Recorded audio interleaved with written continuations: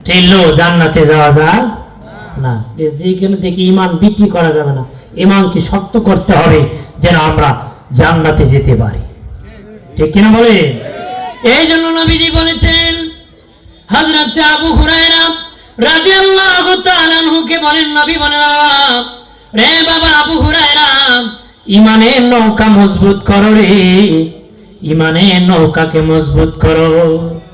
ইমানের নৌকা যদি মজবুত থাকে রে, তোমার মরণের তুফান মোকাবেলা করতে পারবে, কবরে মুনকার নাকির ভয়াবহ রূপের মোকাবেলা করতে পারবে, কবরের চাপের মোকাবেলা করতে পারবে, মিজানের পাল্লায় মোকাবেলা করতে পারবে, পুলসিরাতের পোলে মোকাবেলা করতে পারবে। দুনিয়ার নৌকা যদি মজবুত থাকে, নদীতে স্রোত যখন বেশি হয়, ঝড় যখন আসে মোকাবেলা করতে পারে। নৌকা দুর্বল, তুফান মোকাবেলা করতে পারবে না। ইমান যদি দুর্বল থাকে বাবা, লোভের মধ্যে টিকে থাকতে পারবে না রে। লোভ তারে ইমান থেকে বিচ্ছিন্ন করে ফেলবে। ইমান থেকে কি করবে? বিচ্ছিন্ন করে ফেলবে। আমরা কি চাই উম্মতে মুহাম্মদী হয়ে থাকতে? এরকম চাই কিনা?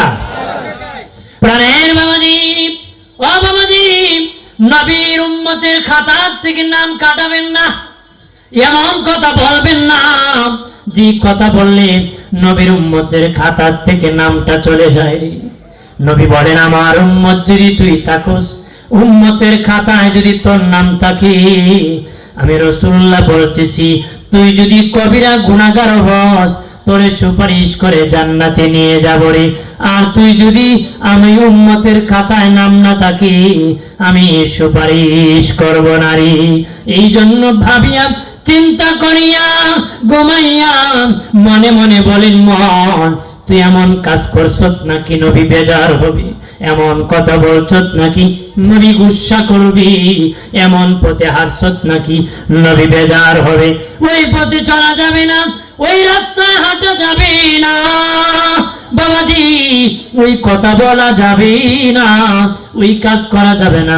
দিনের নবী বেজার হয়ে যাবে। নবী যদি খুশি থাকি, সুপারিশ পাবেন, জান্নাতের মেহমান হবেন।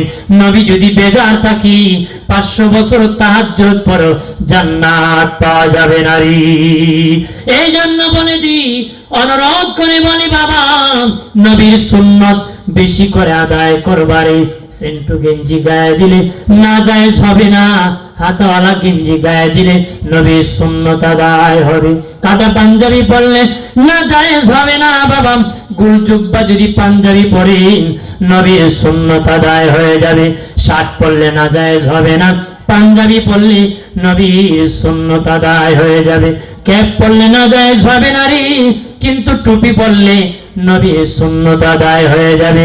খাবার যখন খান, পেট মুছে যদি না খান গুনাহ হবে না, কিন্তু বাবা মুছে যদি খান নবীর সুন্নত আদায় হয়ে যাবে, নবীর সুন্নত আদায় হয়ে যাবে। নবীর সুন্নতকে আঁকড়িয়ে বেশি করে ধরতে হবে রে।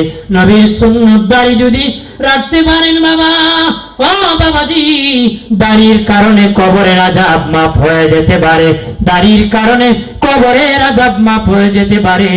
কবরে যখন রাখা হয়, মুনকার নাকির আসার আগে আরো 2 জন ফেরেশতা আছে, নাজির এবং বাশীর, 2 জন ফেরেশতা আসে। মুনকার নাকির আসার আগে 2 জন ফেরেশতা মানদণ্ড করে, লোকটা কেমন সে গুণ নিয়ে আলোচনা করে রে। তারা আসিয়া বাবা বলে দিতে পারে, তারা হয়তো রিপোর্ট দিয়ে দিবে তার কত সুন্দর দাড়ি, সে উম্মতে মুহাম্মদী।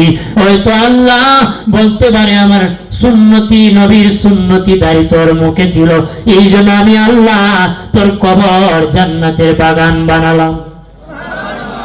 মান কাতা লিহিয়াতি, যে আমার দাড়ি কাটলো, কান্নামা কাতা উমকি, নবী কো সে যেন আমার ঘাড় কেটে দিল। নাউজুবিল্লাহ। নবী বলেন, যে আমার দাড়ি কাটলো সে যেন আমার ঘাড় কেটে দিল। অন্য হাদিসে নবী বলেন, সে যেন আমার কলিজা আঘাত করলো, সে যেন আমার কলিজা আঘাত করলো। বাবাজি, দাড়িটা রেখে দিও রে, দাড়িটা রেখে দিও, নবীর সুন্নাত এটা ওয়াজিব, দাড়ি রাখা ওয়াজিব। বাবাজি, যত কাটবেন তত কবিরা গুনাহ হবে, কবিরা কবিরা গুনাহ হবে রে। একটা কবিরা গুনার জন্য 7000 বছর আগুন জাহান্নামে জ্বলতে হবে। একটা কবিরা গুনার জন্য 7000 বছর আগুনে জাহান্নামের আগুনে জ্বলতে হবে।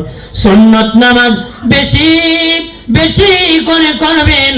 সুন্নত নামাজ কোন কাজে লাগবে জানেননি? সুন্নত নামাজ বেশি বেশি করে করবেন। কিয়ামতের দিন অনেক উম্মত আছে বাবা, নামাজ অনেক ওয়াক্ত ছেড়ে দিয়েছে, আল্লাহ বলবেন জাহান্নামী হয়ে গেছে। ফেরেশতারা বলবে মালিক অত ওয়াক্ত ফরজ নামাজ পড়ে নাই, সে জাহান্নামে এত বছর জাহান্নামে জ্বলবে। আল্লাহ বলবেন এ ফেরেশতা দেখ দেখ আমার বান্দা বান্দির আমল নামায় সুন্নত নামাজ কত রাকাত আছে। ফেরেশতারা বলবে মালিক এত রাকাত সুন্নত নামাজ আছে। আল্লাহ বলবেন 1 রাকাত ফরজ যদি দুনিয়া ছেড়ে থাকি এটার অপরাধ কেমনে মাফ হবে? 70 রাকাত সুন্নত নামাজ যদি আমল নামায় থাকি আমার আল্লাহ 1 রাকাত না পড়ার গুনাহ ক্ষমা করে দিবি। 140 রাকাত সুন্নত নামাজ যদি আমল নামায় থাকে, ফজরের 2 রাকাত নামাজ যদি কোনোদিন না পড়ে থাকেন আমার আল্লাহ মাফ করে দিবে। 2,88,000 বছর জাহান্নামের আগুন থেকে বাঁচতে পারবি। তাহলে সুন্নত কম পড়ন বালা না বেশি পড়ন বালা? কথা বলা তারা 20 রাকাত না 8 রাকাত? 20 রাকাত পড়লি সুন্নত নামাজ বেশি হলো, কিয়ামতের দিন বিচারে বেঁচে যাব। কতক্ষণ ঠিক কিনা? কারণ নামাজ দিয়ে নামাজ কি ক্ষমা করা হবে? নামাজ দিয়ে কি সেজদা দাও নাই, আরেকটা সেজদা দিয়ে ক্ষমা করে দেওয়া, কারণ ওই সেজদাটা আল্লাহর খুশির জন্য বান্দা করছে।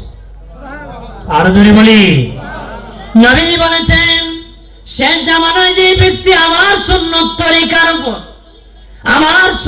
তরিকার উপর অটল থাকবি সেই ব্যক্তি 100 শহীদের সওয়াব পাবে।